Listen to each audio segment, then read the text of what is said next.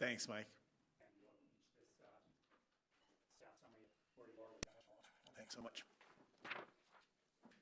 Thanks.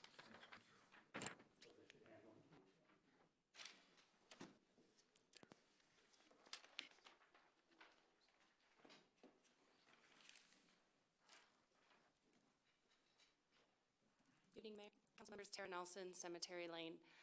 And following up to the polling, I never did receive anything in the mail, and I'm just wondering, we received that, and if not, is there a way to get QR code? I do have neighbors who have received it and have told me or screenshotted it to me, and I'm just wondering, if I don't want to call the 1-800 number to do the reply, how do I put my feedback in for that Entrance to Aspen polling survey? I'll address that in my comments in a few minutes. Thank you so much. Any other questions, or is that it? Okay, great. Thank you. Other members of the public for public comment this evening? Seeing none, I'll bring it back to council table. Council member comments this evening? Start down with Bill. Thanks. It sounds like you're going to talk about this extensively, Tori, but just a reminder to everyone that we did authorize a poll effort regarding entrance to Aspen options and community sentiments and preferences. You may have received a large 8.5 by 11 postcard in the mail, or a text message, or a phone call. Certainly encourage you to take 10 to 15 minutes to fill that out.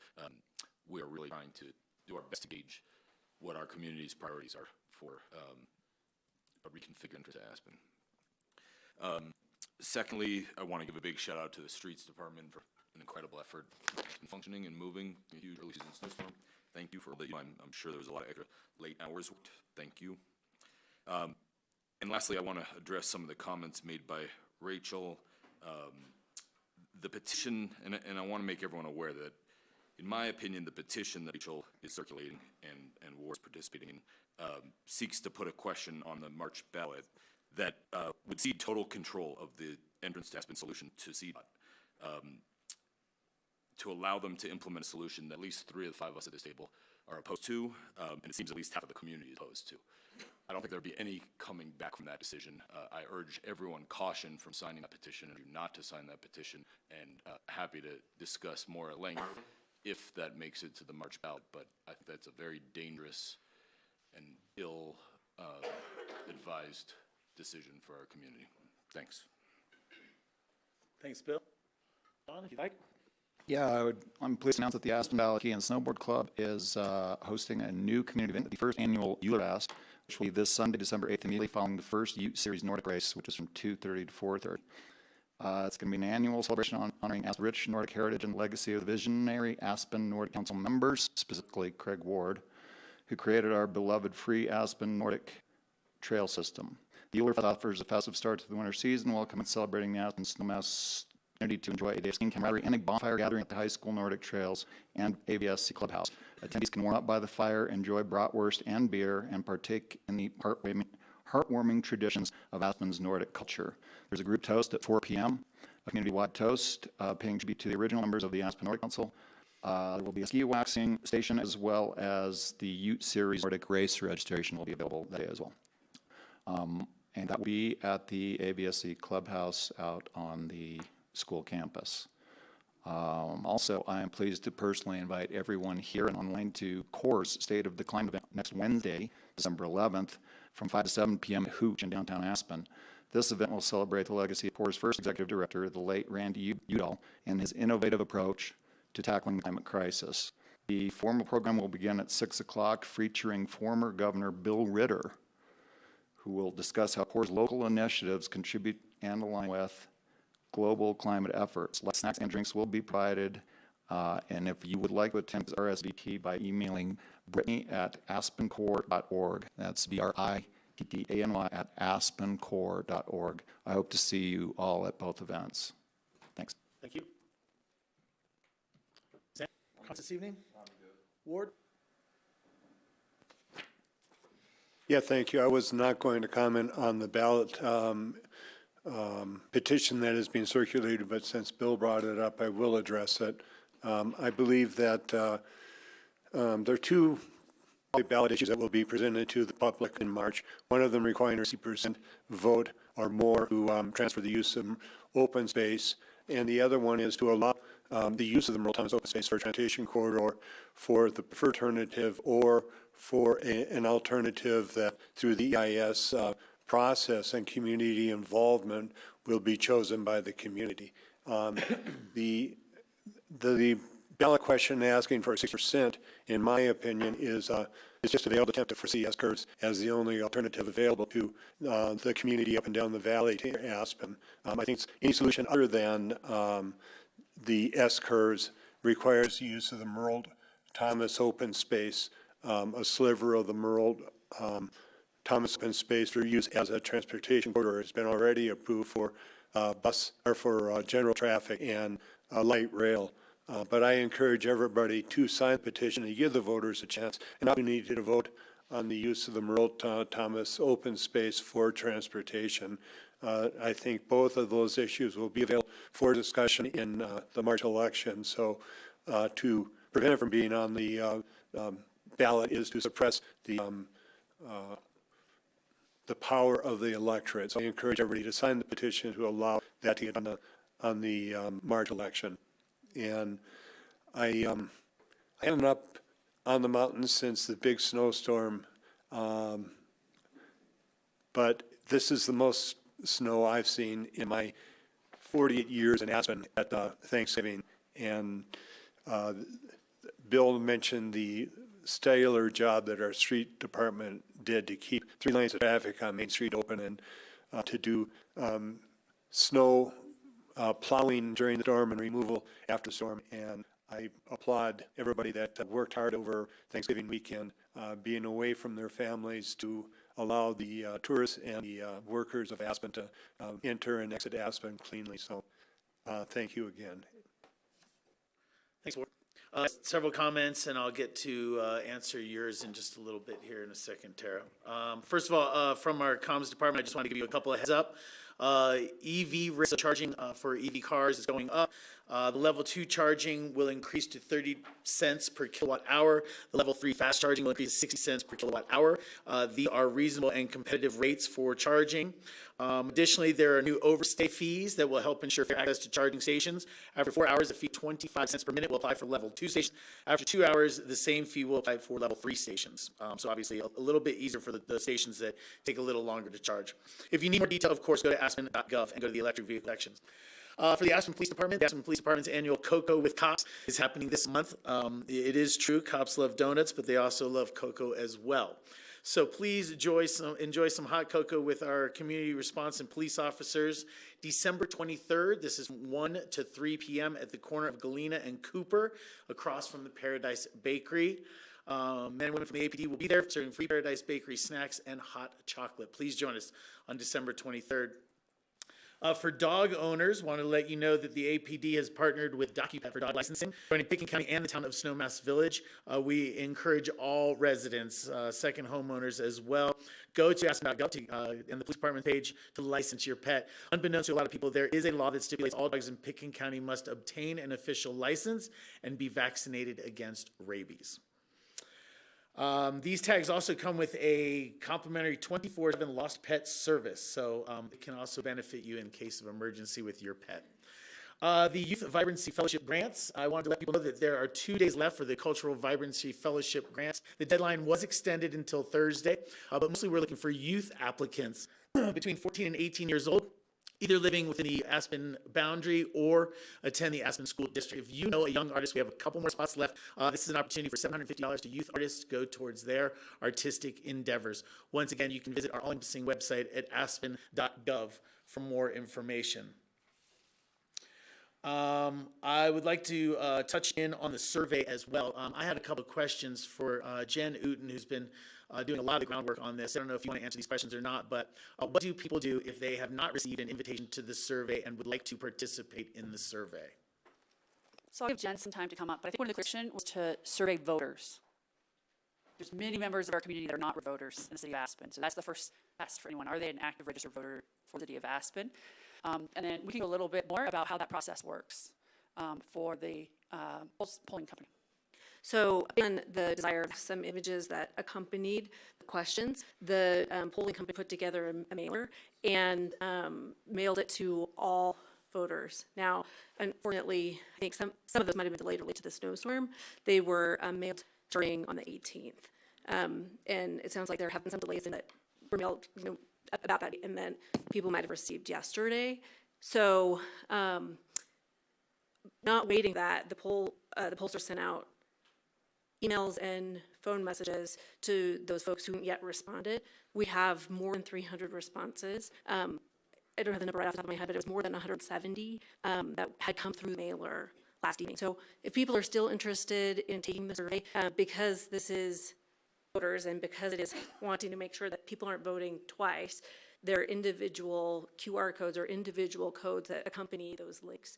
And the mailer had individual QR codes on each one. So we need to make sure that we can connect that person with the polling company. So I'm happy to take emails. So it's jenn.ooton@aspen.gov. Happy to ensure that we connect you with the right person. I will say that because we reached already that threshold of the number of folks that we were looking to poll, they're probably going to close the poll tomorrow. So there wasn't a closing date. It was based on getting enough data to be representative of the Aspen voter. So some people who haven't received a mailer but might not have received a follow-up text message or email, because the pollster was also trying to match our specific demographics for our voter population. So it means that if there's, however many that they were looking for of a particular voter group, Democrats, women, whatever that group is, that they might not be pushing out because they've already received sufficient number to get to match that voter profile in those 300. So I'm happy to answer additional questions. We did. So I just was emailing back and forth with Adam Rabalski, who's been super responsive. So when we've received an email from somebody or a phone call from somebody, we have to connect them. And if that has happened, we've followed back up. So we are making sure that we're pushing all of the people who are really interested in taking the survey, making sure that we connect that person with Adam's team. Additionally, there was also so people ideally would have all gotten the postcard in the mail. If they didn't get that, when they went online, if they got online through like the text message, the images should have been online. That's what's assured. And then if people were taken by phone, then there was a separate website that people could access that also had images. Questions? Not so much a question, more of a statement, is just not to close the poll, despite the fact that you already have statistically significant or relevant numbers. I personally got the mailer, but I was out of town over the holidays. I would like to participate. I think that a lot of other people probably share that sentiment. So if it's for no other reason, sort of satisfying the interest in participation by our community that's very interested in participating, then I think it's worth keeping over. I don't know if there's additional cost or effort associated with that, but I much rather would see 1,000 responses than 300, even if the results are identical. So the one thing that I would request then that we move the report out of the next work session on the 16th to do that, to accommodate it. Okay for me. Yeah, I just want it to be available to people to participate. Think about steering it to groups or demographic makeup. I think that everybody who wants to participate should be allowed to participate. I would love to have this stay open at least a couple more days, through Friday, through business day Friday, till Friday, something. Other council members, do you support leaving the poll open? Yes.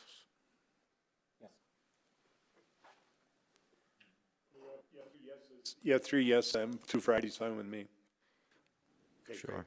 Yeah, we're interested in getting more input. I really don't understand limiting it to 300 respondents or demographic conversation. But for me, I just want people to be able to respond. I'm in the same boat. I don't think that I've received a mailer, but I would love to participate. Have you received a mailer? You got? It's about statistical significance. I gladly keep it open. I think if we're planning to keep it open through Friday, the thing I have is, would it better to have it extend longer than that and move this? I recognize that there was originally an idea that this body was potentially sending a question for the spring ballot. I do think that that there was conversation here at the table that might not happen, and so if that's not a pressing line, we could push the work session. We actually kind of decoupled that, or at least in the session, at our work session when we were talking about the polling. We have got 2 citizen-initiated petitions that are putting on sort of the yes and no versions of the question, if you will. So for me, I'm not looking to add another question to the ballot, and I don't think anything that comes from the survey would make me say this is a question that needs to go to the voters in addition to the two that are there. I don't know how other council members feel, but I'm not looking to put on another question on the March ballot, and I'm okay with operating the survey as much as we can. Likewise. Okay, great, thank you. Thank you for that, Jen. I appreciate it. That dovetails into my comments of this survey. I want to encourage Aspen residents to participate in the Entrance to Aspen survey that's going on right now. The survey seeks to identify some of our values and goals. It is not just about picking one of the iterations that you see on the survey, but really to get more information about our community. For those of you that know the history, it's gone through several different votes, and the last vote that happened in Aspen with the Aspen voters was not to support the use of their open space for the bus lanes. That is the latest vote. So what we're going to do, and I have supported reopening this community discussion with the hope that we can get better support for a solution that satisfies a majority of our residents, commuters, and visitors. It's been our goal, 2 councils now, to take community input to help guide the future of the entrance that impacts so many people in Aspen's character. The survey is not perfect, and there are details that are not available in these iterations of the few alternatives, but the survey will be helpful. My number 1 priority is to maintain a safe and reliable bridge with no closures or limitations. With the information that I have and the input that I've gotten, the alternative going forward that best embodies our values and meets our goals seems to me to be the modified split shot. The modified split shot seems to have the least disruption to mineral open space and community gardens. It doesn't require a tunnel. It follows existing alignment to Cemetery Lane. It allows Cemetery Lane traffic to turn right for Down Valley or go straight through light to come into town. It has dedicated bus lanes or transit lanes in and out of town. The split shot approach can avoid the addition of a traffic light 7th and Main, which I think would be a disservice Aspen, Main Street, and residents and businesses there. The modified split shot would also add a second bridge that can aid in reducing construction interruption and serve the community in case of emergency evacuation. It may not require any cabin removal or other property impacts. We'll have to see. People have different values and goals and different perspectives on collaborative decision-making. This process should go to an EIS evaluation so that we have full community participation and criteria-based discussions. Please respond to survey if you have received it. Thank you so much for that moment. I have a couple other announcements. And this last is for our Aspen community. We have lost another Aspen member of our community recently, very recently. I just wanted to share it because so somebody meant a lot to me in my Aspen experience. His name is Bobby Mason. Bobby passed away in California actually earlier today. Bobby knew my family and me before I was born. One of the most amazing pieces of history and artifact that I've seen was my father was actually at Bobby and Peggy Mason's wedding and videotaped it. It was at the T-Lazy 7, and the musical guest was none other than John Denver. It's a really neat snapshot into Aspen's history and a different time in Aspen. I'll share one quick funny thing about it. This was at a time where video cameras were about this big, and you had to have a deck of tape and a battery pack. So my dad walking around T-Lazy 7 with this ginormous thing, literally everybody's first question is, what the hell is that? It's a video camera. Nobody had seen one of these. So it was just the funniest thing at a time and place. But my memory here is for Bobby Mason and everything that he meant to this community. For those of you who don't know him, he was a driving force in the musical scene here in Aspen forever. But what that meant is he was also a driving force in kind of the cultural scene here in Aspen for a very long time. Bobby will be missed. Once again, Bobby Mason. Thank you for that. I'm looking at agenda amendment to make people aware of. Is this to action items? We will take resolutions 142 and 143 at the beginning of our action items. To city manager's comments this evening. Good evening, members of council and Mr. Mayor. Just a few things for you tonight. Is like that in your info-only packet was a pretty lengthy elections white paper, something staff had produced in response to some of the comments from the council table regarding how do we find efficiencies in our work, and we think this is a very big one. And so we presented it to you in that format because it's been staff-driven, not council-driven. But certainly if the council is willing to take up that conversation, we'd be interested in having that. For members of the public, it's been an analysis of the pros and cons and the costs and the savings available by changing the municipal election date. Thanks. For me, what's more to this discussion, besides the workload and the finance, is really how our elections work. right now, March put candidates on the street basically in the dead of winter in January and February. While this may have been sought to increase voter participation by moving it out of even further into an off-season where we were in May, elections, I think moving it forward to March was not the best move, and I think that moving it to November in order to get greatest voter turnout would probably be a good idea. There's still a couple of questions that remain around that, Sarah. For example, I think our county election being in early November, their swearing in, I think, is in the new year. Whereas Snowmass Village has their elections in early November, but I believe their swearing-ins are in December. So I think Swearing in at the next regular meeting and so Snowmass, once the ballot is it's just a certified. few weeks later. So I think there's some questions around more of it, but I'm definitely interested in having the conversation and potentially putting on a ballot question, which is what it would take for voter change to this, I think. So I'm interested in continuing the discussion. I don't know how others feel at the table. Do we need to say work session, or how do we proceed? I would need direction, and the attorney office would need direction about what would be in that ballot question.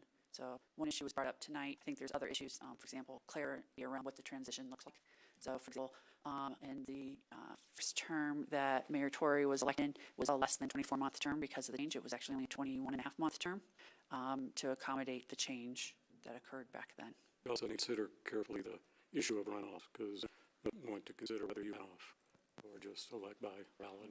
So I don't believe we could take direction from the table tonight and prepare for you satisfactory follow-up. Yeah. Firstly, I thought the info only memo was very informative and well done. I think I've thought about a bunch, but didn't really understand all the implications. So thank you. I'm a little split on this one. I think that the biggest con of moving it to November is that we end up at the bottom of the ballot. I think the term you used was down balloting or something like that, and I think that people get sort of tired by the time they get to the end of the ballot and don't pay as close attention, whereas when it's the only focus of the ballot, you tend to pay a little more attention. So torn on it. I would say that if we're going to discuss it, I'd also like to discuss the concept of getting rid of runoff provisions. Don't just seem unnecessary, given how small our community is, and it just seems like additional cost, additional process that I don't really understand the purpose of. So I would say if we're going to discuss it, let's also please discuss that. I would further note, if your goal is to put it on the March ballot, then we will need of this discussion This month. in very near future to that set. So how long do we need in order to get that queued up for a work session? The only one we have available is next Monday.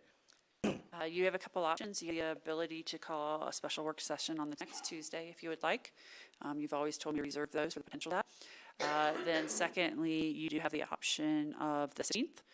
You just removed the poll results from that work session. We can have a timing discussion about possibly even pushing the EIS scoping update into early January to create sufficient time for you if you'd like. I have shared with the mayor is that particular evening I will likely not be present due to family need. On the 10th? On the 16th. The 16th. I think we need to rewind and maybe get a little bit more detail. What are our expectations around the survey and when it will return to us? Based on the decision to keep it open longer, we will not have survey for you for December 16th. That information has to be published to the community based on your expectations the Thursday before. So we are not able to put it through quality control in that time frame to publish it to the community. So you'll have the option of calling a special meeting after after December 17th, or you can delay it until we have tentatively scheduled a special meeting on January 7th. Or into one of your January work session, we can readjust the timing calendar. We have some items in January you requested, but not time sensitive for the projects that we can push back into. Okay. Didn't get in the, but what it would take to do that, we'll find out. I don't mind having a special walk in here for 5 minutes and have released to the public or what that takes. So, okay. Can the discussion on moving the election, it can't be in a week. There's nothing more for staff to prepare, and that paper is very thorough. I've heard there's some discussion around the runoff question, and that's really been the only discussion item here so far brought up. I really appreciate emails if there's others, so that if we need for additional materials, we can do that at the council. But we think that on the staff side, 9% of the work has been completed that we're able to provide you at this point without direction. The direction we would be seeking is what should be in the revised language. so that it can be appropriately drafted and reviewed for legal compliance. You know, there's certain decisions you obviously have to make, and you brought up another, it was not going to white paper, and that's the swearing in, is what drafted in the ballot issue was following the county's program, but you don't have to do that. But that was also affected by the question of whether you had runoff in December. So there are a few questions, but I think it's all outlined in the white paper. We can bring it back fairly quickly. I thought I saw a light agenda on the 9th, so I just did the 9th. Sam? Yeah, I just wanted to state, this is one of those issues where I completely understand the logic of both sides, so I don't think they're wrong if you want it to be a November election. However, I disagree.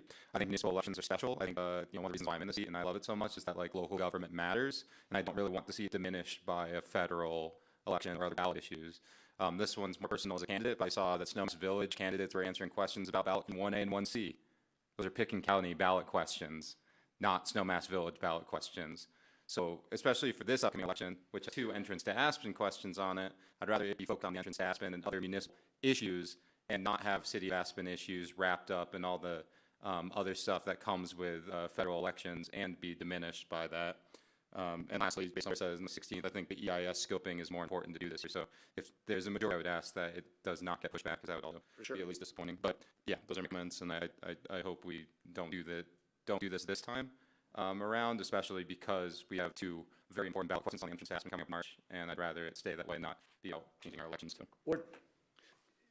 Yeah, our municipal elections have been in November, in the spring, November, now in spring again. I am somewhat agnostic about this. I think that the Aspen electorate is informed electorate. I certainly understand Sam's belief that municipal elections should be on their own and that the sole focus of the election. I do believe that you're going to get the most turnout in November, and I have faith in the Aspen electorate to be able to figure out who they want to represent at this table and in Washington and in Denver. So I'm agnostic on it, but I think that there are a lot of issues to be discussed. Last time it came down to toilet flushes as an argument for moving it to the spring. I think that there are too many issues to be discussed to force it for March, but I'm agnostic on it, but I would like to have the conversation. And there are, it's funny, Sam and I were talking about runoff elections before the meeting, and most of the countries in the world have runoff elections for their national offices. There are arguments for that, and there are arguments for a simple polarity, and there are arguments for ranked choice voting. We've had that before, where we got rid of it after one election. So I think, as Jefferson said, you get people who get the government that they deserve. I'm not sure that changing it from spring to the fall is going to make much of a difference, but I do think that it's too much to cram into an election question this March. Thanks. I think I expressed already, I'm happy to have the conversation. I'm torn on it. Do you want to make the question, want to have a work session on it? Then I would say, no, I don't want a work session on this, but I think that. You don't want a work session on it now? Yeah. Eventually? Maybe. After March? Yeah, but I definitely want this to be focused on entrance. Understood. I think I agree with Sam there. Thanks. Okay, so we got a couple that are already saying we don't need to move forward with it at this time. So, do you have any input? I already spoke as Great. well. I think the work session's not happening this go around. Yeah, I'd love to have a work session. I think it's something that's going to take a lot of discussion, so the sooner we start it, the better. I have heard all the arguments on this for years and years, different opinions about whether a national election clouds a local election or not. Runoff versus no runoff. We faced that here before. We had it and we took it away because we didn't like it in Aspen. What it gives you is, as a voter, it gives you a little bit more control over the outcomes, perhaps. Ranked choice means you have to kind of go into it and rank choice, but your second or your third may not have this, may change depending on what happens in the election results. So for me, I support runoff, but I understand how there's efficiencies that can be gained there. Doesn't sound like we're gonna have a work session or move this forward. So there you go, watch the can. All right. Yes, go right ahead. Thank you. Secondly, I just wanted to know, CDOT, they would have the bridge inspection report delivered to the city by the end of November. We're past that, so we have been following up to an updated status on that. CDOT has provided a new timeline for us, but I just wanted to make you aware that we've been following up on those details. I also wanted to let you know that coming up December 9th from 1:30 to 3 p.m. will be the inaugural Sister City Challenges with Queenstown, New Zealand, with a specific focus on winter sports and climate change. This hour-and-a-half facilitated discussion by the Aspen Institute New Zealand is one of the ways to continue to build the bond, particularly between our business communities, as well as those who work in the climate space in both communities around those shared challenges and opportunities. So if you're interested in registering for that, feel free to reach out. We'll get you the information for that webinar. And all the members of the community are invited to participate and listen in as well. There'll be a speakers and some ability to submit some Q&A questions. Then the last thing is I just wanted to give Jim a few moments of the microphone for something he has to share. Thank you. Thank you. Thank you, Mr. Mayor. I sent a letter this morning, and I hope to read it before the record. Mayor and Council, it may seem as a bit of a cliche, but I say this with all sincerity. It has been a great honor and privilege to serve in the City Attorney's Office these past 17 years, the last 12 of which I served as City Attorney. I could not have imagined better, more fulfilling experience than what I've had over these past 17 years. As we all know, the City of Aspen is unique in this world, and has throughout my tenure been served by intelligent, thoughtful, well-meaning elected officials and wonderful, dedicated, intelligent staff. However, it is now time for me to step back. Thus, I am announcing my retirement as City Attorney. In 2021, this council and I entered into a contract whose initial term is in February of next year. I would like to honor that contract and step down as City Attorney as of the end of that contract term. I have committed to council and staff to make certain that there is a smooth transition no matter who is appointed as the new City Attorney, and will honor that commitment, certainly at least through the 2025 election. Thus, I may stay on the city in some capacity, but it is time for me to retire as the City Attorney. Again, I want to thank everyone with the city, every councilman, every mayor, every staff member, for the opportunity that I have had. The experience has been beyond anything I could have imagined or hoped for in my legal career and in my life in Aspen. Thank you all from the bottom of my heart.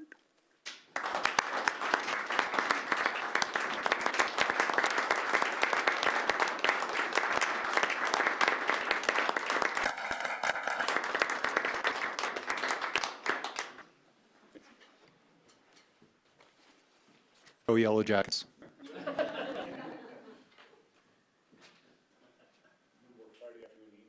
Yeah. Well, those make nice out. Thank you, Jim. Thank you. It's been a pleasure to work with you for so many years, and it's been even more of a pleasure to know you for even longer. Thank you. Thank you. On the heels of that, we'll need some direction going forward for the City Attorney's Office. I think we need to get that for our next regular meeting for public session. I'd suggest you schedule I'd request a meeting on December 9th, this coming Monday. I think you could add that to that agenda Thank you. to provide direction. Thank you.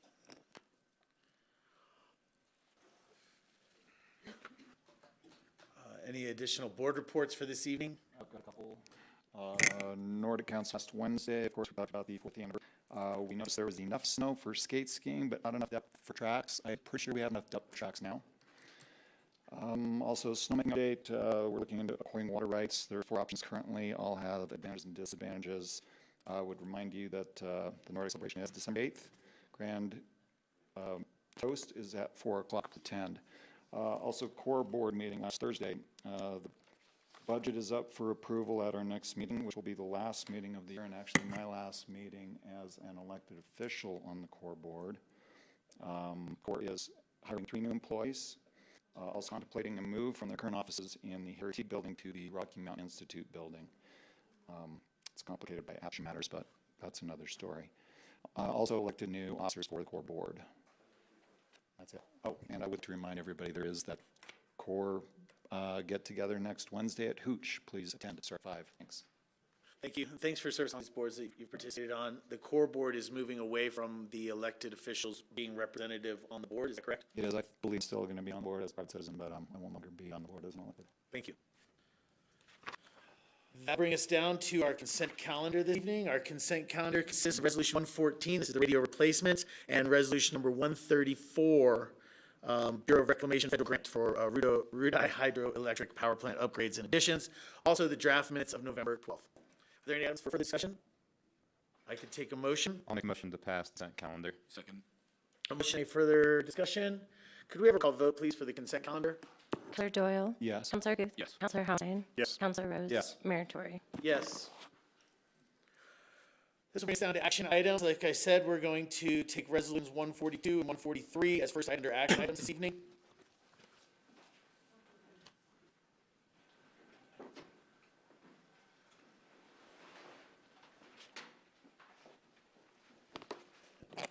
Good evening, council. Good evening. I'd first like to take up Resolution 142. I would note that the applicant is present as well as representative. This is a proposed settlement agreement to resolve an outstanding demolition appeal concerning property owned by the state of Janice S. Collins. As council is aware, in 2022, council passed Ordinance 13, which provided for numerous code amendments, including the creation of a demolition allotment program, which restricted the number of available demolition allotments for the demolition and redevelopment of single-family residences to 6 per year. During the hearings at which Ordinance 13 was considered, council heard local property owners. As a result of those comments, included in its code amendments, a provision applicable to properties that are owned and occupied by the applicant or the applicant's immediate family 35 years or more. If a local property owner applied for a demolition permit but was denied as a result of insufficient allotments, that property owner could request a local property owner demolition allotment from future years. Council has the power to grant up to 2 local allotments to this process per calendar year. In this case, the applicants meet the definition of a local property owner. If you're here, you can certainly inquire of them if you have any questions about how they've lived here, whether they live in the property. They certainly can address that, and I think they intend to. This applicant was denied a permit because all available demolition allotment permits had been awarded for this calendar year. Demolition allotments available in 2024 were awarded via lottery in February of this year. And in addition, for Ordinance 6 series of 2024, unused local allotments from past years were carried forward. In total, 4 local allotments have been awarded this year, the 2 that were carried forward and the 2 available for 2024. Council may award permits from future years pursuant to Section 26-470-110 sub G of our municipal code to qualified long-term local owners. Currently, you have not awarded any local allotments from future years. Pursuant to Ordinance 13, such an award will not reduce future years available allotment count. Thus, adopting a settlement agreement that awards a future local allotment to this applicant will not reduce the number of demolition allotments available in 2025.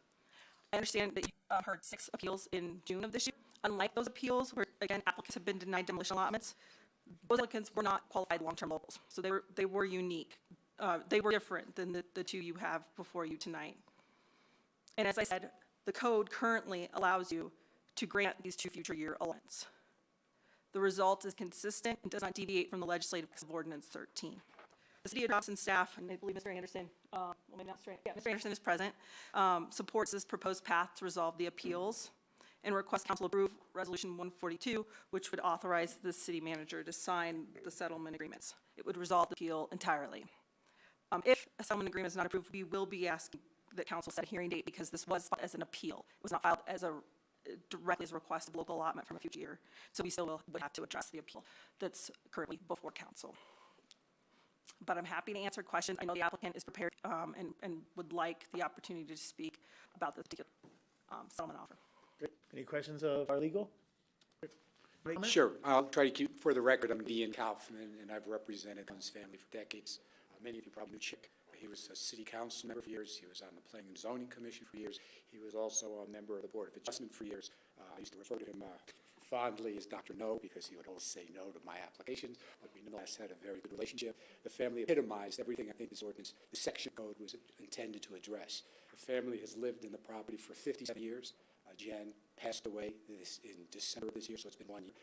Family, its main asset to family, and so there's a need to fulfill the state taxes to sell property. It seemed to me that we do not want to penalize this family by forcing them to sell without the demolition permit so that the family doesn't benefit, but whoever buys it and develops in the future is the beneficiary.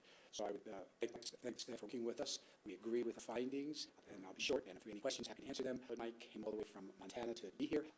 He grew up here and has an affinity for both his house and his community, and we're both here to answer any questions. I hope you'll agree with staff and approve this request. Thanks so much. Questions? Yep. Thanks. Sorry that you had to make the trip to come here, but welcome back to town. Thank you. 2 questions.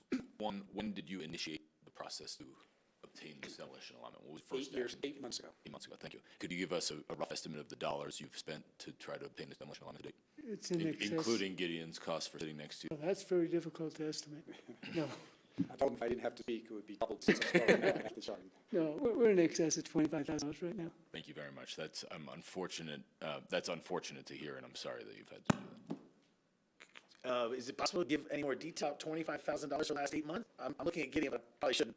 Well, that's fine. I'd be happy to address that. The application was with the help of Chris Bendon and his company. So we went through that phase, and that was turned down, and then we've now stepped into what I call phase two, which involves getting a number of consultants, because we had to get numbers together for how much might, and I underscore that, it might cost to have the demo executed.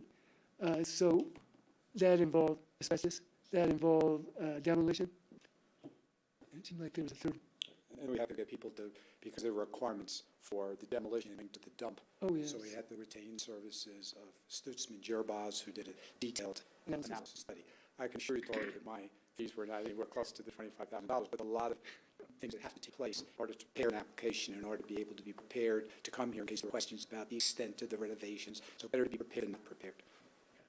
Just a comment, it's sort of obligated to do some of those, what I call interim steps, just meet your requirements. It's not just, here we like a demolition permit. Thank you very much. They ask specific questions that whoever the applicant is, you or anybody else, is required to address. Thanks. Do you have questions? Questions, comments? Other questions? Yep, John? Just a quick question. I'm curious, where in Montana? Where are you from? I'm in Whitefish, Montana. Cool state. My comment is, I guess I have recommendations on family zones for well more than 35 years we came up with for a little consideration, so I fully support this. Okay. Anybody wants to? Yeah, I'll make a motion to pass 142. I'll second. We have a motion and a second for the discussion. Yep, Sam? I don't want to comment. I'm also sorry that you have to go through this process. I feel like this council, or at least me personally, I feel like this issue comes up time and again and get beaten over the head by it, and it just doesn't do anything. So if the idea of solving, using this demo permit allotment system is having this gentleman pay $25,000, then you're solving for something, but I don't know what you're solving for, and I hope we can get rid of this program soon. So. Thanks, Sam. Other discussion? I think you should really reflect on what you just started about the cost of time and what this gentleman has had to go through. The 3U plus 2 has put him through this, and it's a real shame. And if I were you, I'd be embarrassed to let someone do that. So I think you should reconsider your action and get rid of this program. I have considered my actions, and I'm comfortable with my action. I am not embarrassed. Bill, I carefully consider everything that I do at this table now and in the past. Thanks. I think that this ended. I'm going to going to say them twice. So my comments right here are that I don't think that this should be limited to 2 35-year local passes. Do I think that the demo program should be in place? I do. But I do think that the road to the locals demo permit is not what we had envisioned, not what we want. I think it should be improved. I don't think it should go away, but I think it should be improved. Any further discussion? Do we have a roll call vote, please, for resolution number 140, agreement concerning 531 Gillespie? Counselor Doyle? Yes. Counselor Goose? Yes. Counselor Howenstein? Yes. Counselor Rose? Yes. Mayor Tory? Yes. Thank you very much. Thank and you. I appreciate the city attorney's office working closely with us and making this as positive an experience as we could hope for, given the ordinance that's in place. But we thank council for their time and consideration. Okay. Good to see you. Okay. Thank you. Yeah, and welcome back, and safe travels. Thank you, sir. The next item is resolution number 143. This is the settlement agreement for 232 McSkimming Road. Thank you, Mayor. I would just reiterate my comments that I made during Resolution 142. This is essentially the same situation. You have before you Mr. and Ms. Blumberg, sorry. Yeah, either way, Blumberg. Just as the applicant with respect to Resolution 142, demolition allotment, they do qualify as long-term locals. They've owned property for over 35 years and reside in that property. And again, staff and the city attorney's office have a settlement agreement that would resolve this by awarding them a 2025 local allotment. This is in line with Ordinance 13 and that revenue carved out for the long-term local property owner. I don't know if they have anything to say. But. I'd just like to say, needless to say, hello, council members, and this is just great to be here. Thank you so much for listening to us and to the attorneys. It's been a long time coming, and we've been here 49 years. Anybody else do that long except for Ward? And of course, his daughter and my daughter went to school together when they were little, so that's kind of neat.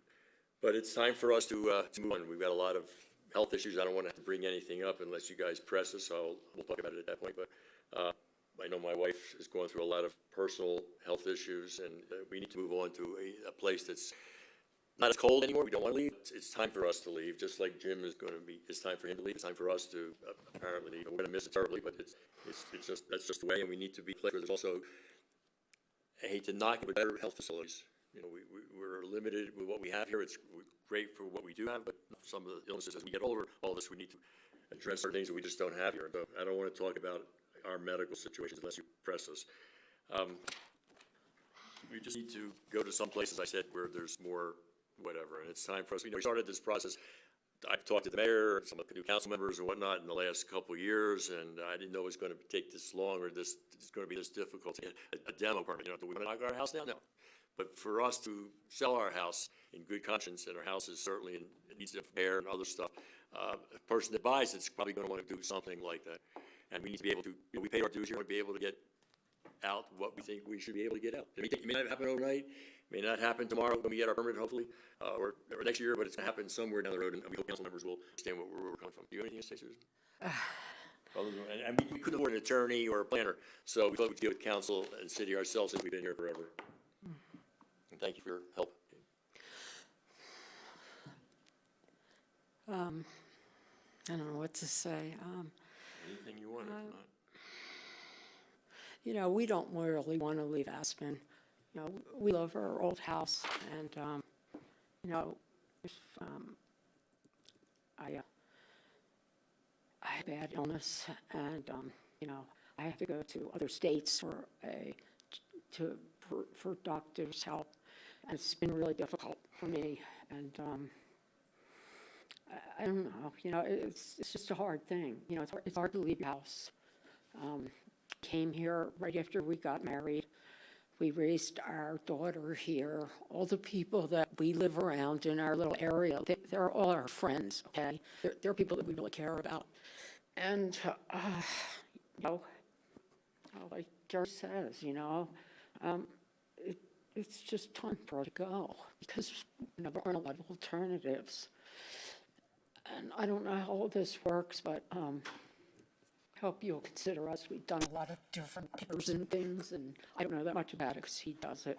But thank you for listening. Thank you, council members. Thanks. Any questions? Just, I'm sorry that you have to be hearing through this. I know it's been a torturous process for you. Bill, appreciate it. And I'm just really apologetic that you've had to experience this. Wish there was a better way for the city when it goes through this. There's a lot of people through the years, you know, wanted to sell their house and torn down and this and that. We saw the building going on and it was crazy, and historical stuff back years ago when Mayor Mick was around and Amy Guthrie, and oh my God, we've gone through so much of stuff. We just hope this process is now going to take us to the next level. You want to share your financial burden that you've had for this demo permit? Or no, Mr. Red, no, I don't. Okay, Just, thanks. it's just, I didn't want, we couldn't afford an attorney, we couldn't afford, we did it ourselves because I think we could deal with you council members, and that's it. Otherwise, it will cost us a life. If we don't get it, I don't know what we're going to do. Okay. That's what's that. I just want to comment saying, Jerry, nice to put a name Yes, in you. yes. And I'm sorry as well. I feel like you two sadly are the poster child to why this Yeah. policy is so wrong. So I hope you get your permit. I hope you're able to peacefully on, but it's nice to see you in person finally. Appreciate that, Sam. Jerry, I think you mentioned that the pace of construction of your house. Not around our house, but it's But around even town. in our neighborhood, it's definitely a.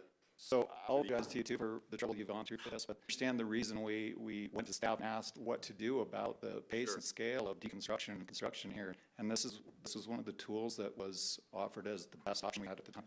And I admit, it's not perfect. I think we could tweak it, maybe look at boulders. I hope that will change in the near future. But I will support you getting a demo permit tonight. John. You're welcome.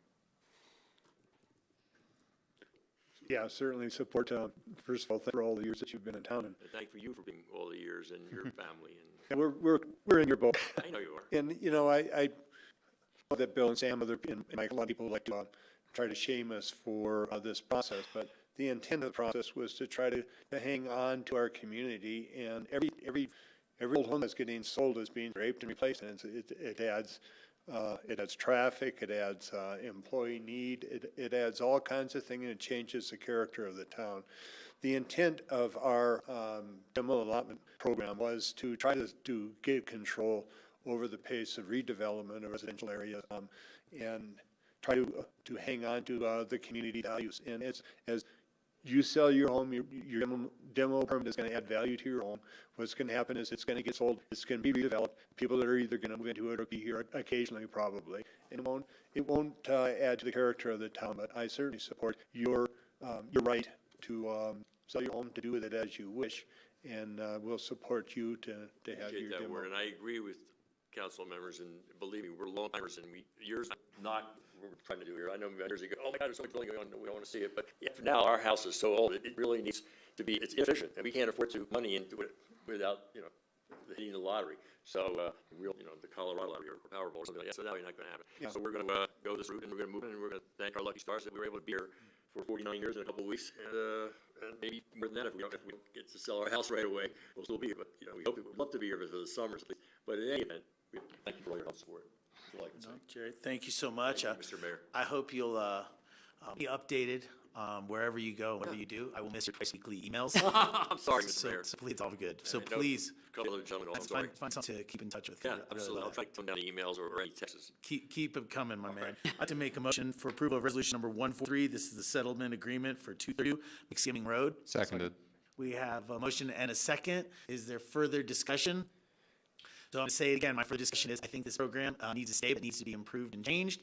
I don't think that there's a necessary 2-year limit on the long-time locals allocations. I think that should be expanded, possibly unlimited for folks. I also don't know if it should stay at 35 years or it should change down lower, but I think some changes could be amended to this and be very helpful. Any other discussion? I had one quick question. I see Ben's in the room. My question is, has anyone asked for a demo permit and not received one? I'm sorry. Not for you, No, not you. Oh, Ken. Sorry. A little outside discussion, okay?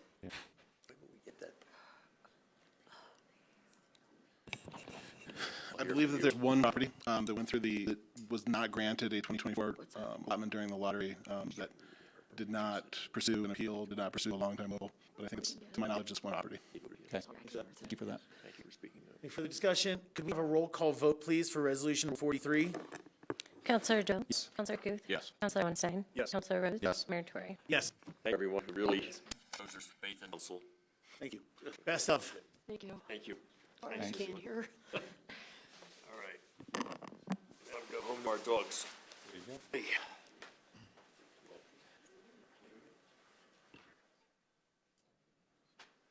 Jim?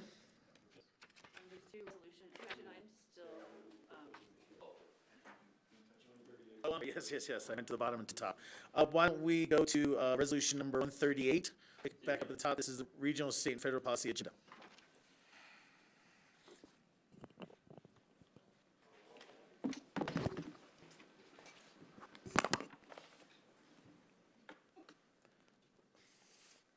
Good evening, Mayor, Council members, Aaron Nelson for the City Attorney's Office, alongside Jen Newton, City Manager's Office, preparing the draft regional state federal policy agenda before you. Would you like me to put it up on the,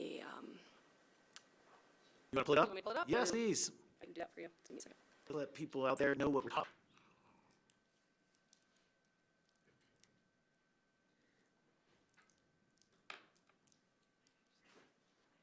Did I do it? Yes.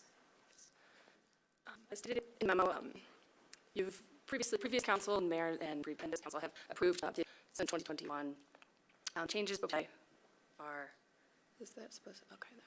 The changes before you today are somewhat minuscule, but we have added some content in there. You'll see that highlighted in the memorandum, just to briefly explain that to you. Construction defects, we've put that in as added language. We've heard about that as potential movement for numerous years. We do feel as though there might be a little more impetus or movement with that in the upcoming legislative session. And if you want me to specify that, I can find that additional language, but it is outlined in the memorandum. Along with some additions, we met with Senate District 5 candidates this year, City Manager Jen Newton and I, and the candidates Mark Catlin and Berger, or Kohlberger, thank you. And one of the feedback, or what I heard from those conversations, is we really wanted to kind of add a little more oomph into our mental health realm that we have within our policy agenda. So added a little more content in this draft before you today, and general other additions relative to the definition of the Aspen idea, which is referenced within our Aspen area community plan, food safety from our environmental health department, and just additional language for clarity. And Jen and I are here to answer any questions, have any healthy discussions, and talk about any content that you feel worthy. Thank you. Let's start with the conversation. Bill? Thanks, Tara and Jen. I have a number of typo corrections and more substantive comments. On the purpose page, I think it's the fourth page perhaps. I don't know if you want to scroll last. Yeah. End of the third paragraph, there should probably be a semicolon or something after the word exist. Got it. The second last paragraph, down towards the bottom, it talks about hiring Bowditch and Castle, and it says a full-serve government relations firm. That should be full service. If it's helpful, we'd be happy to take those off the record. Yeah, there's just a rather few than and try to stay on those Scribner substantive, errors. but thank you. My biggest substantive comment is I'd like to make a request to the rest of council to change the terminology from affordable housing to workforce housing throughout this document. So you can contemplate that as I go through the rest of my comments. Diversity, equity, inclusion, and belonging. I'm totally opposed to this section in its entirety. I would request that it be removed. I think that DEI efforts have proven to be more harmful than beneficial. I think that there's good intention there, but it's more harmful to communities than it is beneficial. Yeah. I was just trying to. Okay. Keep the list and then go back to the sections the majority of council wants to review. Okay. On the affordable housing page specifically, the bullet point, it talks about affordable housing tax credits for federal and state funding for affordable housing tax credits. I'm not sure there's such a thing as affordable housing tax credits. I believe they're called low-income housing tax credits. So just want to make sure we get the terminology correct there. To clarify, the reason we don't specify that is the Middle Income Housing Authority here in the state of Colorado, and what might be potential opportunities as that entity is identifying its funding sources. Great, so we should refer to those specific types of tax credits. I just don't think there is such a thing as affordable housing tax credits. There is not, however, by limiting it to low income, it limits our ability to lobby for that Middle Income Housing Authority tax credit creation, which is essential given that the wages in this community are generally, bracket was defined as middle income. I totally understand that and happy to reference potential middle income type tax credits. I just don't want to be inaccurate in answers. There's a section at the end titled Process. I don't really understand why it's called Process. This talks about candidates or the representatives. I just want to make sure that's intentional, or it didn't make sense to me why that's called Process. And then maybe most importantly, I don't think Jeff Hurd wants to be referred to as a councilwoman, so maybe we can correct that one. That's it for me. So ask I'll make that request again, and we change the terminology from affordable housing in this document to workforce housing. Can I ask you, what's the purpose? What's it for? I think that we'll have better results with our and regional and federal advocacy work, with that being clearly the goal, first of all. Second of all, I think that we need to shift the narrative in the community for what this housing subsidy should primarily be for. We've obviously talked about this a number of times at this table. Just I think that we've got our priority wrong, and we need to prioritize the workforce. I'll offer a couple of comments. I mean, I've spoken against this before. I think that it's the wrong move. If it was workforce housing, then I think the businesses should probably be paying for it. This is affordable or community housing because it's really for the entire fabric of our community, not just. And so I don't know that I agree with you on the aim and the intention of our housing program, perhaps, but I don't see the necessity to change the name unless you're looking to change the regulation, the availability, and its service in the community, which I probably don't agree with. But thank you for your clarity on what you're talking about. Your other question was you wanted to remove EIB section. You said it's done more harm to. Can you elaborate more on how it's done more harm to communities than good? Somebody said in this seat, and just perhaps I don't often hear diversity, equity, and inclusion as negatives. Could you expound on that a little bit? I don't know that. I don't have that experience. We spent a lot of time talking about this, and I'm happy to share some references after this. It's the opposite of meritocracy. It awards less than good or less than the best. It doesn't work in all regards. There's a reason why there's no short minority. Depending on your term, I'm trying to be very careful. But there's a reason why there's no win in the NBA, for example. While a DEI action might do that because it's based on who's the best at this given task. anyhow, I don't want to get deep into this, but there's a lot of information on why it's harmful. There's a lot of companies that are removing DEI mandates from their board directives. Again, it feels like the right thing to do. In practice, it's not. Maybe Sam can speak more. I was going to tell you, can I stab it for you? If you want to. No, just because you asked, and like I normally bring up, but one of the things, and this is nothing I really want to get into too deeply, but it's actually DEI has been very sensitive in the Jewish community, of all things, because it's been weaponized against Jews in certain scenarios. I can share an article about after DEI took hold of Penn, anti-Semitic fervor on campus intensified, and I don't need to get into it now. I just wanted to surface level tell you why DEI is a little more sensitive to certain groups, and I'm sure it goes beyond being Jewish. So like some people use DEI for what it's intended, diversity, equity, inclusion, and some people, like this article would elaborate, and this is specific to Jews, weaponize it towards other uses. Understood. That's all I want. I just wanted to explain, not so much Understood. anything else. Can you tell me what's the source of the article that you're reading from? This is the City Journal. And then there's also like, a very famous one by, was it, you might know this, Noah Tishby or? Barry Weiss. Barry Weiss, sorry, yeah, Barry Weiss. Okay, so in basic terms, maybe it's that it's DEI is completely inclusive. Here's one column I'll read. At the heart of DEI, simple binary. The world is divided between oppressors and the oppressed. So once the DEI casts white people as oppressors and black people oppressed. While they apply this frame primarily to America, they often apply to Israel too. Israel racism and the shattering lives of non-white Palestinians. In fact, calling my former collegiate DEI director, no less, was told that Jews are white oppressors, and that was her job to decenter whiteness. Once again, this is like a world that like I wouldn't expect most people to be a part of. And not even saying like it always directly applies to me or Bill or anyone like that. I'm just saying there's a world where DEI is a lot more controversial. And I'm not even like saying I need to get rid of it. I'm just trying to help you understand if you never even heard before why it's even something. Yeah. And the thing on that is, I want to not just about Jews and Jews suffering. Here's a list of companies that have recently rolled back their DEI initiatives. Walmart, Ford, Lowe's, John Deere, Harley-Davidson, Caterpillar, Tractor Supply, Zoom. The list is exhaustive. People are discovering that this does more harm than good. It's good, it sounds good, it doesn't work good. What would replace it? Hire people that are good at what they do, period. No, I mean, So that's not what this is at all. This is not at all about that. This is about removing a step in here. This is about removing structural inequities in policy. So I just heard from members of this council that there shouldn't be public meetings on a specific holiday. This policy would address things like that. That is what this says.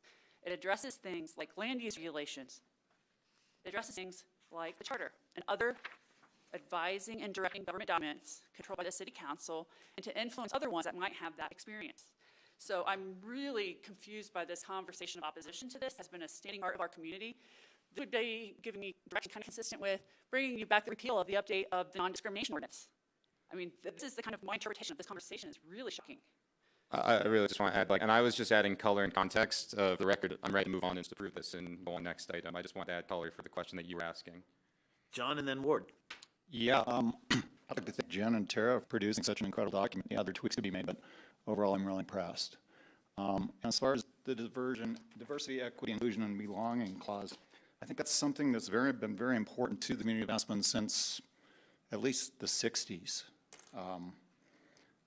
We have international guests that come here. Our business model is dependent on guests coming here, and we need to make sure they feel included. They need to feel that they belong. I have friends that are trans. I have friends that are gay.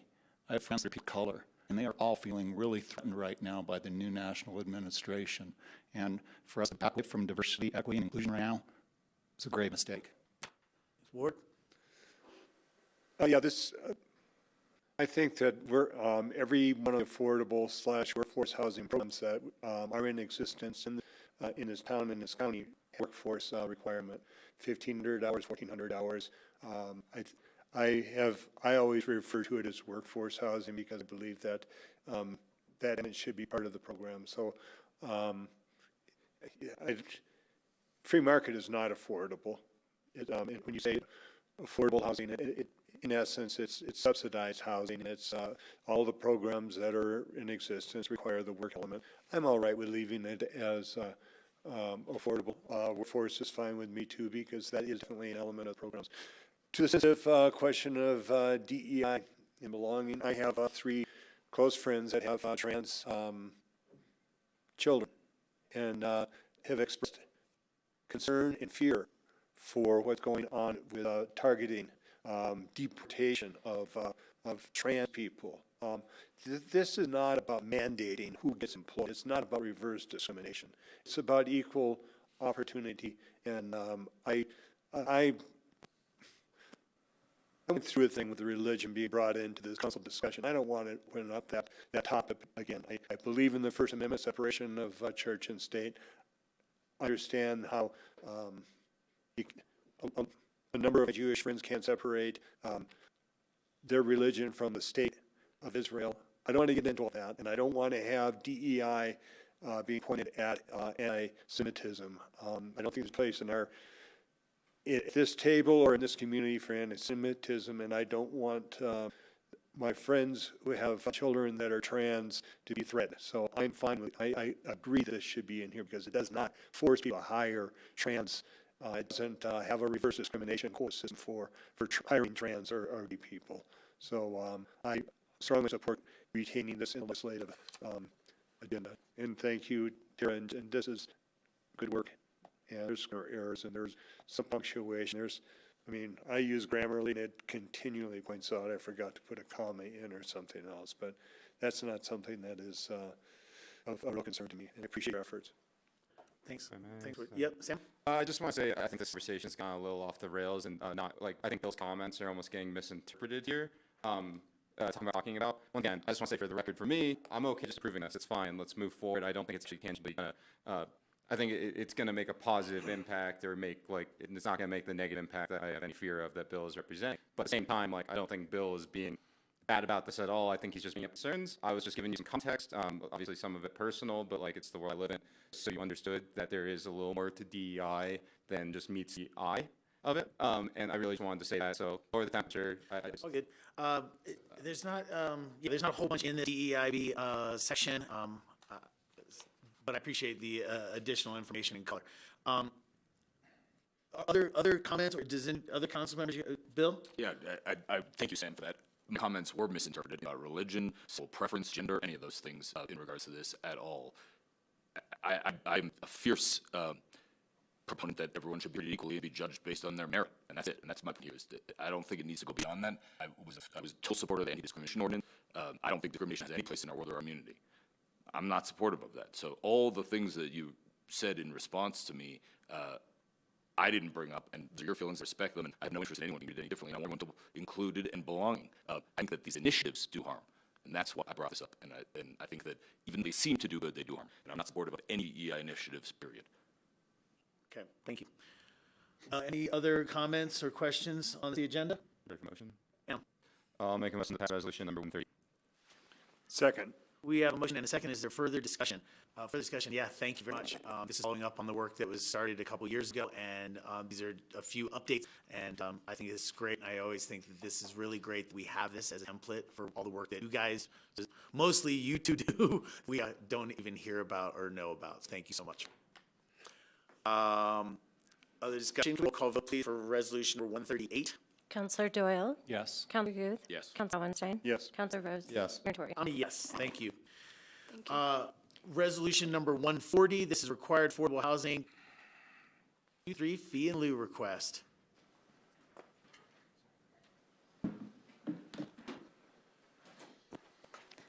Hey, City Council, Mayor Tory, Haley Hart, Development Range Planner. First one, to just congratulate Jim Trail. I'm very excited for Young Jackets. I'm gonna miss talking to you about that. Yep. So for Q3, I'm not gonna present any slides. You've sort of seen us before as we've been coming quarterly for these affordable housing family requests. For Q3, we had 2 requests for 2 single-family residents. One was for 202 East Main Street. It's 0.24 Category 2 FTE, roughly $98,000 in fee and lieu. The second is for 1445 Crystal Lake Drive. This rated 0.89 Category 2 FTEs, roughly $363,000. Again, this is just as a response to lack of affordable housing credits on the market. Again, this is all in relationship to GMQS 2 and 4 to ensure that the employees generated and the impacts created by development are mitigated. Typically, anything that's above 0.1 FTEs needs to be mitigated through the affordable housing credits, but we put a policy in place to be able to do this batched fee and lieu request to respond to the lack of affordable housing credit on the market. So staff finds that the criteria for this request is met and recommends that City Council approve Resolution 130, Series of 2024. I will say this did go to P&Z as prescribed by Land Use Code on November 19th, and they recommended approval as well. Ready for a motion? Yeah, I was going to ask ready for Are motion. there any questions or comments? Seeing none. Motion to approve resolution number 140. Seconded. We have a motion and a second. Any further discussion? Can we please have a roll call vote for resolution number 140, please? Counselor Doyle? Yes. Counselor Guth? Yes. Counselor Howenstein? Yes. Counselor Rose? Yes. Mayor Tory? Yes. All right. Thank you. Thank you. Thank you. Mayor, staff's requesting council go into executive session pursuant to CRS Section 246424A, purchase, acquisition, lease, transfer, sale of real personal property or other property interests. 4B, a conference with an attorney for the local public body for purposes of receiving legal advice on specific legal questions. For E, determining positions relative to matters that may be subject to negotiations, developing strategy for negotiations and instructing negotiators. And for F, personnel. We note there was a minor glitch in the amended notice, but the way the executive session law is written, no decision is made in executive session that glitch can be rectified by the statement before going into council. But the fact is that there is a proposal for a personnel discussion pursuant to 4F of 46402. That personnel discussion will involve the city manager's review. The other items for discussion include LLC settlement agreement delinquency, Yogi's LLC, or Rio Grande Place lease delinquency, Holic's franchise agreement negotiation update, and review and direction to negotiators regarding responses to the municipal judge RFP. If council elects to go into executive session, the executive session will be recorded, and the recording will be maintained by the clerk for a period of less than 9 days. I'm going to need to record that before you're out of office, Jim, so I can always just about have that on late Tuesdays for myself. Right. Do we need to say we will not return to this room? Did you say that? Yes, I didn't say that. As usual, we'll adjourn the meeting for the executive session downstairs in Electric Pass. Council will not return to this room for the adjournment of this meeting. I'll make a motion to go into executive session. Seconded. We have a motion and a second for discussion. Can we have the roll call vote for going into executive, please? Counselor Doyle? Yes. Counselor Guth? Yes. Counselor Howenstein? Counselor Rose? Yes. Mayor Tory? Yes. All right, thank you very much. We are going into executive session. We will be adjourning from downstairs and not conducting any further business after the executive session. So thank you very much. Thank you, Grassroots. Have a good evening. Recording stopped.